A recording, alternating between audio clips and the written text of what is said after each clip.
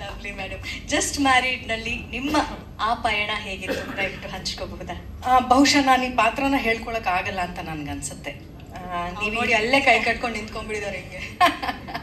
ಯಾಕಂದ್ರೆ ಇದು ಸಿನಿಮಾ ಕತೆ ಹೇಳುವಾಗ್ಲೇನೆ ಇದೊಂದು ತುಂಬಾ ಸೂಕ್ಷ್ಮವಾದಂಥ ಅಂತರ ತುಂಬಾ ದೊಡ್ಡ ತಿರುವು ಕೊಡುವಂಥ ಅಂತ್ಯದ ಸಮಯದಲ್ಲಿ ಅನ್ನುವಂಥ ಒಂದು ಪಾತ್ರ ಆಗಿರೋದ್ರಿಂದ ಕತೆ ನಾನು ಹೆಚ್ಚು ಹೇಳಲಾರೆ. ಈ ತೆರೆಯ ಹಿಂದಿನ ಕಥೆಯನ್ನು ಬೇಕಾದರೆ ನಾನು ಹೇಳಬಲ್ಲೆ ಅಷ್ಟೇ ಚುಟುಕಾಗಿ. ಈ ಸಿನಿಮಾ ನನಗೆ ತುಂಬ ವಿಶೇಷ ಅಂತ ಅನಿಸಿದ್ದು, ಒಬ್ಬ ಮಹಿಳಾ ನಿರ್ದೇಶಕಿ ಈ ಚಿತ್ರವನ್ನು ನಿರ್ದೇಶನ ಮಾಡ್ತಾ ಇದ್ದಾರೆ ಅನ್ನೋದು. ಸಾಮಾನ್ಯವಾಗಿ ನಾವು ಸಮಾಜದಲ್ಲಿ ನೋಡ್ತಾ ಇರ್ತೀವಲ್ಲ, ಒಬ್ಬ ಹೆಣ್ಮಕ್ಳು ಒಂದು ಕಾರ್ನ ಡ್ರೈವ್ ಮಾಡ್ತಾ ಇರಬೇಕಾದ್ರೆ ಸರಿಯಾಗಿ ಡ್ರೈವ್ ಮಾಡ್ತಾ ಇಲ್ಲ ಅಂತ ಫಸ್ಟ್ ನೋಡ್ತಾರೆ. ಹೆಣ್ಮಕ್ಳು ಅಂದರೆ ಅದಕ್ಕೆ.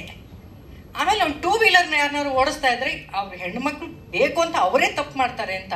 ಅಕ್ಕಪಕ್ಕದಲ್ಲಿ ಯಾರೂ ತಪ್ಪು ಮಾಡಲ್ಲ. ಹೆಣ್ಮಕ್ಳು ಗಾಡಿ ಓಡಿಸ್ತಾ ಇದ್ದಾರೆ ಅಂದರೆ 100% ಫಿಕ್ಸ್. ಅದು ಅವಳದೇ ಪ್ರಾಬ್ಲಮ್, ಅಕ್ಕದಲ್ಲಿ ಯಾರೂ ಪ್ರಾಬ್ಲಮ್ ಇಲ್ಲ ಅಂತ. ಹೀಗೆ ಒಂದು ಕಾರ್ನ ಒಂದು ಗಾಡಿನ ಓಡಿಸೋವಾಗಲೇ ಹೆಣ್ಮಕ್ಳದೇ ತಪ್ಪು, ಹೆಣ್ಮಕ್ಳಿಗೆ ಆಗುತ್ತಾ ಅಂತ ನೂರಾರು ಪ್ರಶ್ನೆಗಳು ಇರುವಾಗ ಸಿನಿಮಾ ಅಂತ ಒಂದು ದೊಡ್ಡ ಒಂದು ಲಾಂಗ್ ಜರ್ನಿ ಇರುವಂಥ ಒಂದು ವಿಚಾರವನ್ನು ಅಜನೀಶ್ ಅವರು ಒಬ್ಬ ಮಹಿಳೆಗೆ ಕೊಟ್ಟಿದ್ದು ತುಂಬ ಮೆಚ್ಚುಗೆ ಆಗುವಂಥ ವಿಚಾರ ಸರ್.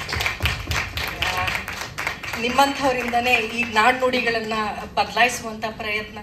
ಪ್ರತಿಯೊಬ್ಬ ಯಶಸ್ವಿ ಪುರುಷನ ಹಿಂದೆ ಒಬ್ಬ ಮಹಿಳೆ ಇದ್ದಾಳೆ ಅಂತ ಕೇಳಿ ಸಾಕಾಗಿದೆ ನಮಗೆ. ಈಗ ಒಬ್ಬ ಯಶಸ್ವಿ ಮಹಿಳೆ ಹಿಂದೆ ಒಬ್ಬ ಪುರುಷ ಇದ್ದಾನೆ ಅಂದರೆ ಅದು ಅಜನೀಶ್ ಅಂತ ಹೇಳೋ ಮಟ್ಟಿಗೆ ನೀವು ಅವಕಾಶ ಮಾಡಿಕೊಟ್ಟಿದ್ದೀರಿ. ತುಂಬಾ ಖುಷಿ ಆಯಿತು. ಆಮೇಲೆ ನಾನು ಹೇಳ್ತೀನಲ್ಲ, she was so confident on driving on all the situations ಅಂತ. ಬಾಬಿ ಅವರು ನೀವೆಲ್ಲೂ ಕಂಡುಹಿಡಿಯೋಕ್ಕಾಗಲ್ಲ. ಗಾಡಿ ಸ್ವಲ್ಪ ಆ ಕಡೆ ಈ ಕಡೆ ಹೋಗ್ಬೇಕಾದ್ರೆ ಓ ಹೆಣ್ಮಗಳ ಅಂತ ಚಾನ್ಸೇ ಇಲ್ಲ. ಆ ಶೂಟಿಂಗ್ ಆ ಸೆಟ್ಟಲ್ಲಿರುವಂಥ ವಾತಾವರಣ ನೋಡಿದ್ರೆ ಯಾರೋ ನಮಗೆ ದೊಡ್ಡ ಡೈರೆಕ್ಟ್ರೇ ಹ್ಯಾಂಡಲ್ ಮಾಡ್ತಾ ಇದ್ದಾರೆ ಏನೋ ಅನ್ನೋಷ್ಟು ಸೆಟ್ಟನ್ನ ತಮ್ಮ ಹಿಡಿತದಲ್ಲಿ ಇಟ್ಕೊಳ್ಳುವಂಥ ಕೆಪಾಸಿಟಿ ಮೊದಲನೇ ಸಿನಿಮಾದಲ್ಲಿ ನಾನು ಯಾವ ಡೈರೆಕ್ಟ್ರನ್ನೂ ನೋಡಿಲ್ಲ. ಒಬ್ಬ ಮಹಿಳೆಯಾಗಿ ಅಚ್ಚುಕಟ್ಟಾಗಿ ಸಿಕ್ಕಾಬಡೆ ಕಾನ್ಫಿಡೆಂಟಾಗಿ ಅವರು ಅದನ್ನು ನಿಭಾಯಿಸಿದ್ರು. ಪ್ರತಿಯೊಂದು ಪಾತ್ರಗಳಿಗೂ ಅವರ ಎಕ್ಸ್ಪ್ರೆಷನ್ದಿಂದ ಹಿಡಿದು ಮೈನ್ಯೂಟ್ ಎಕ್ಸ್ಪ್ರೆಷನ್ಸ್ನ ನನಗೆ ಹೀಗೇ ಬರಬೇಕು ಅನ್ನೋ ಒಂದು ಕಾನ್ಫಿಡೆನ್ಸ್ ಇತ್ತು. ಆಮೇಲೆ ಅವರಿಬ್ಬರು ಕಾಂಬಿನೇಷನಲ್ಲಿ ಏನು ಹೊಸದು ನಾನು ನೋಡಿದೆ ಸಿನಿಮಾದಲ್ಲಿ ಅಂದರೆ, ನೀವು ಯಾವಾಗಲೂ ಒಂದು ಡ್ಯುಯೆಟ್ ಸಾಂಗ್ಗೆ ಅಥವಾ ಯಾವುದೋ ಒಂದು ಪ್ಯಾಥೋ ಸಾಂಗ್ಗೆ ಹಾಡು ಹಾಕ್ಬಿಟ್ಟು ಡ್ಯಾನ್ಸ್ ಮಾಡೋದನ್ನ ನೋಡಿದ್ದೀರಾ. ಆದರೆ ಒಂದು ಸೀನ್ಗಳಲ್ಲಿ ಡೈಲಾಗ್ ಹೇಳಬೇಕಾದ್ರೆ ಹಾಡು ಹಾಕ್ಬಿಟ್ಟು ಡೈಲಾಗ್ ಹೇಳಿರೋದು ನೋಡಿದ್ದೀರಾ? ಎಸ್, ಅವರ ಮನಸ್ಸಿನಲ್ಲಿ ಈ ಒಂದು ಸಿಚುವೇಶನ್ಗೆ ನಾನು ಯಾವ ರೀತಿಯ ಒಂದು ಬ್ಯಾಕ್ಗ್ರೌಂಡ್ ಸ್ಕೋರ್ ಇರಬೇಕು ಅಂತ ಅವ್ರ ಮನಸ್ಸಲ್ಲಿತ್ತು. ಸೊ ನಾವು ಆ್ಯಕ್ಟ್ ಮಾಡುವಾಗ ಆ ಬ್ಯಾಕ್ಗ್ರೌಂಡ್ ಸ್ಕೋರ್ಗಳು ಬರ್ತಾ ಇತ್ತು. ಹಾಗಾಗಿ ನಾವು ಈ ಸಿನಿಮಾದಲ್ಲಿ ಸ್ಕೋರ್ ಮಾಡೋದಕ್ಕೆ ಚಾನ್ಸ್ ಇದೆ.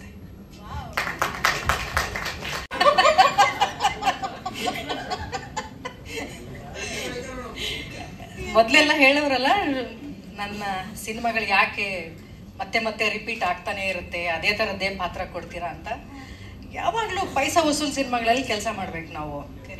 ನಿರ್ಮಾಪಕರು ಈ ಥರದ್ದು ಒಂದು ಸಿನಿಮಾ ಮಾಡಿದ್ರೆ ನನಗೆ ಲಾಭ ಆಗುತ್ತೆ ಅಂತ ಅಂದ್ಕೊಂಡಂಥ ಸಿನಿಮಾಗಳಲ್ಲಿ ನಾವು ಆ್ಯಕ್ಟ್ ಮಾಡೋದು ಇನ್ನೊಂದಿಷ್ಟು ಖುಷಿ ಅಲ್ವಾ. ಸೊ ಆ ಥರದ ಪಾತ್ರಗಳನ್ನ ನಾನು ಮಾಡಿ ಒಂದಿಷ್ಟು ಯಶಸ್ಸು ಕಾಣುತ್ತೆ ಅಂತಂದರೆ ಕಣ್ಣಲ್ಲಿ ನೀರೇನು ರಕ್ತಾನೇ ಸುರಿಸ್ಬಿಡ್ತೀವಿ, ಅಷ್ಟೇ ಮ್ಯಾಟ್ರು. ಪಾತ್ರದೊಳಗೆ ಆ ಮೂಡ್ ಒಳಗಡೆ ತೊಗೊಂಡೋಗೋದಕ್ಕೆ ಒಂದು ಸಣ್ಣ ಅವಕಾಶವನ್ನು ಕೂಡ ಅವರು ಬಿಟ್ಕೊಡ್ಲಿಲ್ಲ. ನಮ್ಮ ಪಾತ್ರಗಳಲ್ಲಿ ನಾವು ತಲ್ಲೀನರಾಗಿ ಅಭಿನಯಿಸೋದಕ್ಕೆ ಅವರು ಕೊಟ್ಟಂಥ ಒಂದು ಸಲುಗೆ, ಅವರ ಪ್ರೋತ್ಸಾಹ ಎಲ್ಲ ಪಾತ್ರಗಳಲ್ಲೂ ಅದು ಎದ್ದು ಕಾಣುತ್ತೆ.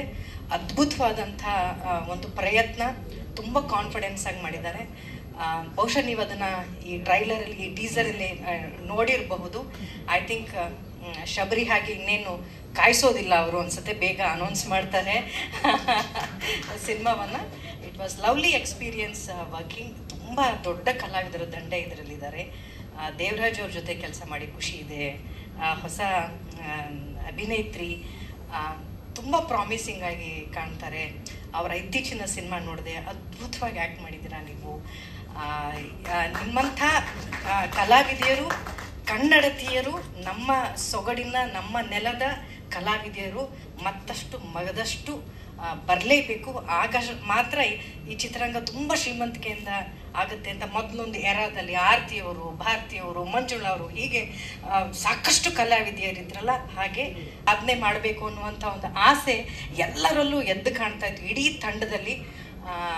ನಮಗೂ ಕೂಡ ಅಷ್ಟೇ ಅವ್ರ ಜೊತೆ ಕೆಲಸ ಮಾಡುವಾಗ ಹೊಸದೇನಾದ್ರು ಕಲಿಬೇಕು ಅಂತ.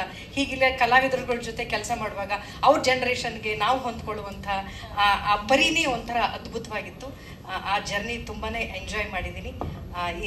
ಈ ಫೋಟೋದಲ್ಲಿ ನಾನು ಇಲ್ಲದೆ ಇರ್ಬೋದು, ಆದರೆ ಈ ಕುಟುಂಬದ ಒಂದು ತುಂಬ ದೊಡ್ಡ ಪ್ರಮುಖವಾದ ಪಾತ್ರದಲ್ಲಿ ನಾನಿದ್ದೀನಿ. ಅವಕಾಶಕ್ಕೆ ಧನ್ಯವಾದಗಳು ಅಷ್ಟೇ. Thank you madam.